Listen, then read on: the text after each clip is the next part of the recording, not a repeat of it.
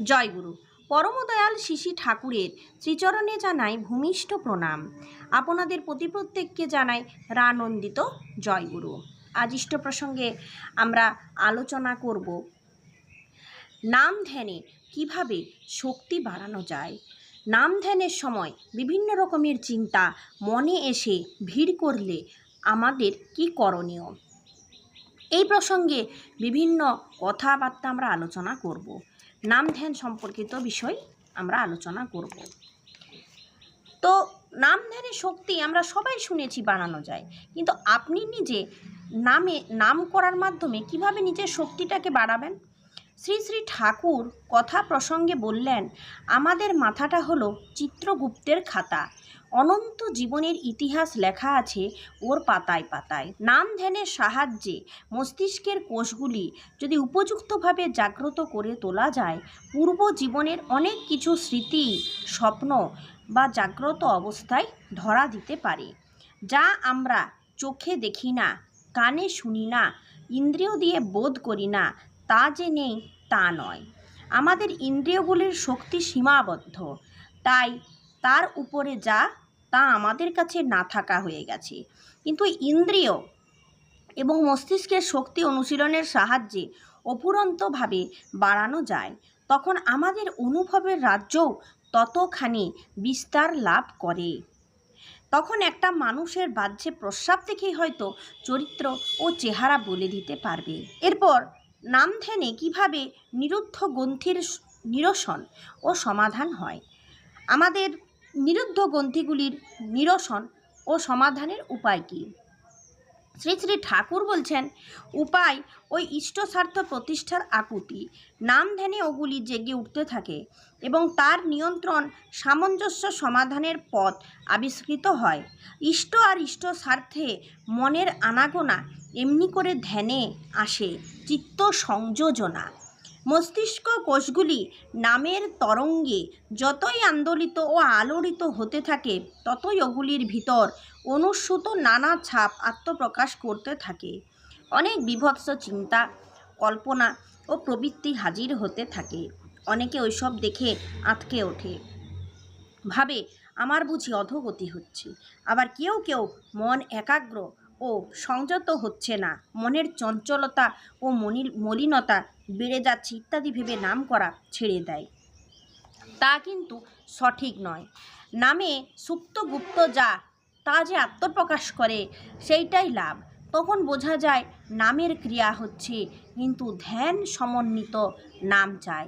মনের কোণে যাই উকি মারুক না কেন, ধ্যানের সাহায্যে সেটাকে ইষ্টের সঙ্গে সঙ্গতিশীল ও ইষ্টার্থ পূরক করে তোলার কায়দাটা মাথায় এঁচে নিতে হয়। আবার বাস্তব কর্মক্ষেত্রে হাতে কলমে করতেও হয় তেমনি।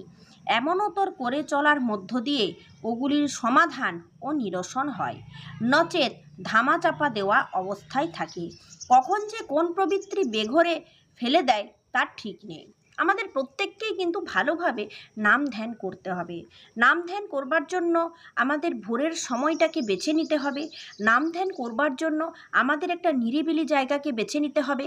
নাম ধ্যান করবার জন্য আমাদেরকে শোবার আগের সময়টিকে বেছে নিতে হবে। ভোরে এবং শোয়ার সময় আমরা 5 মিনিট করে যদি বসে ধ্যানে মনস্থ করতে পারি, তাহলে আমাদের মন অনেকখানি আগের তুলনায় ভালো হবে এবং আগের থেকে মন অনেকখানি স্থির হবে এবং আমরা বিভিন্ন অবস্থায় আমাদের মনকে অ্যাডজাস্ট করব পরিস্থিতির সঙ্গে। তাই নাম ধ্যান করাই চাই। একটা নিরিবিলি জায়গা আপনি আপনার শয়ন কক্ষে অর্থাৎ শোবার ঘরে করতে পারেন, আপনি ঠাকুর ঘরে একটা নির্জন স্থান দেখে নাম করতে পারেন। এতে শরীর মন ভালো থাকে এবং তার সাথে সাথে আমাদের মনটাও সামঞ্জস্য রেখে চলতে পারে। এরপর আসি, আপনাদের বলবো যে নাম ধ্যান করবার জন্য, ঠিকভাবে মনস্থ করবার জন্য আমাদের কি করতে হবে। বর্তমান আচার্যদেব বললেন, আমাদের যে ইনকমপ্লিট কাজ আছে তার একটা তালিকা বানানো খুব প্রয়োজন এবং সেই তালিকা ধরে এক একটা কাজকে কমপ্লিট করুন। আর এইভাবে এক একটা কাজ কমপ্লিট করলে আপনার মনে অযথা টেনশন থাকবে না, তখন আপনি সহজ হয়ে বসে নাম ধ্যান করতে পারবেন। একবার পরম পূজ্যপাদ শিশি বরদা নাম করতে বসেছেন। শিশি বরদা তিনিও কিন্তু নাম ধ্যান করতে সঠিকভাবে পারছেন না, মন শুধু শুধু এলোমেলো হয়ে যাচ্ছে। তখন শিশি বড়দা উঠে তার একটা টুল অন্য জায়গায় ছিল। শিশি বড়দা উঠে দেখলেন যে টুলটা তার যে জায়গায় থাকার কথা সেই টুলটা সেই জায়গায় নেই, এবং তার জন্য সেইটাই তার মনে আনাগোনা করছে, সেই চিন্তাটাই। তাই সে উঠে টুলটা ঠিক সঠিক স্থানে রেখে তারপর নাম ধ্যান করতে বসলেন এবং নাম ধ্যানে মনস্থ হলেন। তো এইভাবে আমাদের যত ইনকমপ্লিট কাজ, আপনি যদি একবার বসে নিজে নিজে ভাবেন যে আপনার কতগুলো কাজ আছে, দেখবেন একটা লিস্ট পাওয়া যাচ্ছে, এবং এই লিস্ট যত হচ্ছে আপনি করব বলে সবকে রেখে দিয়েছেন। সেই সমস্ত কাজগুলো আপনার এমার্জেন্সি, কিন্তু আপনি করতে পারেননি। সেই সমস্ত কাজগুলোকে আপনি করে নেন। না করলে কিন্তু আপনার মনে এসে বিভিন্ন রকম চিন্তা বিভিন্ন সময়ে ভিড় করবে। এরপর আমরা আলোচনা করব যে নাম ধ্যানে আমাদেরকে বিভিন্ন রকমের চিন্তা এসে বিরক্ত করে। এরপর কথা প্রসঙ্গে একজন জিজ্ঞাসা করলেন যে ধরুন নাম ধ্যানের সময় একটা জঘন্য চিন্তা আমার মাথায় এলো, তখন কি করব? শ্রী শ্রী ঠাকুর বলছেন, অস্তি বৃদ্ধির বিরোধী যা, ইষ্ট স্বার্থ প্রতিষ্ঠার প্রতিকূল যা, তাকেই বলতে পারেন জঘন্য। এখন আপনার কাছে যা জঘন্য হয়ে আছে তাকেই আপনি সুষ্ঠু ও সুন্দর করে তুলতে পারেন, যদি তাকে অস্তি বৃদ্ধি অনুগ ও ইষ্ট প্রতিষ্ঠা সহায়ক করে তুলতে পারেন। ধরুন কোনো মেয়ে ছেলের প্রতি অবাঞ্ছিত অনুরাগ আছে আপনার, এবং এটা আপনার মনের তলায় চাপা আছে।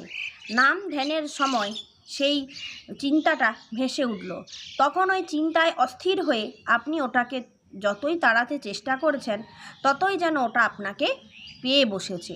কিন্তু তখন যদি আপনি চিন্তা করেন, আপনি যদি ভালোবাসি কাউকে আর তার যাতে ভালো হয় তাই তো আমার করণীয়, আমি যদি কাউকে ভালোবাসি আর তার যাতে ভালো হয় তাই তো আমার করণীয়, পরম পিতার কাছে তার মঙ্গলের জন্য যদি প্রার্থনা করেন, সে যাতে ইষ্টস্বার্থ প্রতিষ্ঠাপন্ন হয়, সুখী হয়, সেজন্য আপনার যদি কিছু করার থাকে, সম্মানযোগ্য ব্যবধান বজায় রেখে আপনার বংশ মর্যাদা ও ইষ্ট গৌরব স্মরণে রেখে তা কিভাবে করা যায় তার কোনো উপায় যদি আপনি চিন্তা করেন, তা দোষণীয় হবে না। একেই বলে নিয়ন্ত্রণ, সামঞ্জস্য এবং সমাধান। সমাধান শুধু মাথায় আসলেই হবে না, তাকে কাজের মধ্য দিয়ে বাস্তবতায় রূপ দিতে হবে। ধরুন একজনের প্রতি গভীর বিদ্বেষ ভাব পোষণ করেন, ধ্যানের সময় ওই চিন্তা আপনাকে পীড়া দিচ্ছে। আপনি হয়তো ধ্যানে বসে ঠিক করলেন তার সঙ্গে এরপর থেকে বন্ধুর মতো মিশব, আজই তার বাড়িতে যাব, আমার গাছের একটা লাউ হাতে করে নিয়ে যাব, আর তার ছেলে মেয়ের জন্য কিছু চিনেবাদাম নিয়ে যাব।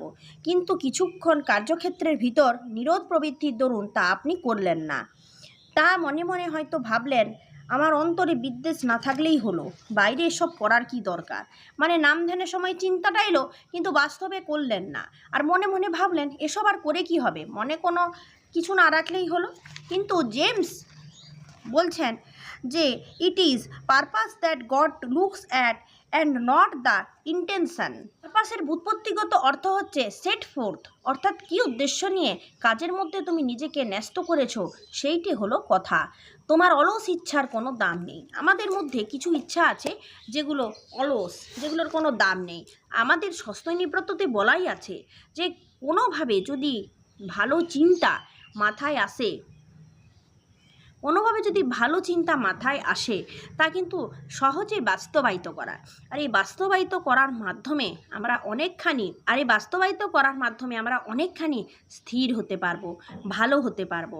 তার জন্যই আপনাদের ভালোভাবে বলি, নাম ধ্যানের একটা সঠিক সময় বের করুন। যে কাজগুলো আপনাদের বাকি আছে সেগুলো লিস্ট তৈরি করুন। ভালো নাম ধ্যান করতে হলে খাবার পুষ্টিকর খান, এবং খাদ্য যাতে হজম হয় সহজপাচ্য খাবার খান। অযথা খাবার খেয়ে গলা পর্যন্ত করে বদহজম করলে পেটে বায়ু উৎপন্ন হয়, তখন নাম ধ্যানে বসতে আপনাদের খুব অসুবিধা হয়। হয়তো মনে করবেন যে বায়ুর সঙ্গে ঠাকুর ভক্তির কী সম্পর্ক, একবারেই না। বায়ুর সঙ্গে মানে পেটে বায়ু হলে আপনি কোনোভাবে নাম ধ্যানে মনোযোগ করতে পারবেন না, ঠাকুরকে নিয়ে কোনো কিছু ভাবতে পারবেন না। আপনি ঠিক করুন আপনি কটার সময় নাম করবেন এবং কটা থেকে কটা নাম করবেন, এটা ভাববেন না। সময় নির্দিষ্ট যদি মনে মনে করেই নেন আগের থেকে, সময় নির্দিষ্ট যদি মনে মনে আগের থেকে করেই নেন, তাহলে কিন্তু দেখবেন আপনার ওই সময়টা হলো নাকি তার জন্য মনে আবার পীড়া দেবে। শুধু আপনি একটা সময় করুন, যে সময়ে আপনি নাম ধ্যানে ঠাকুরের কাছে বসতে পারবেন এবং কি চিন্তা করবেন সেটা আপনি আগের থেকে ভেবে নেন যে আমি এই চিন্তাটা করব নাম ধ্যানে বসে। দেখবেন ধ্যানেই আপনার কত সমাধান মিলে যাচ্ছে, কোথাও যেতে হচ্ছে না, কাউকেও বলতে হচ্ছে না, ঠাকুরই আপনাকে সমস্ত সমস্যার সমাধান দেবেন।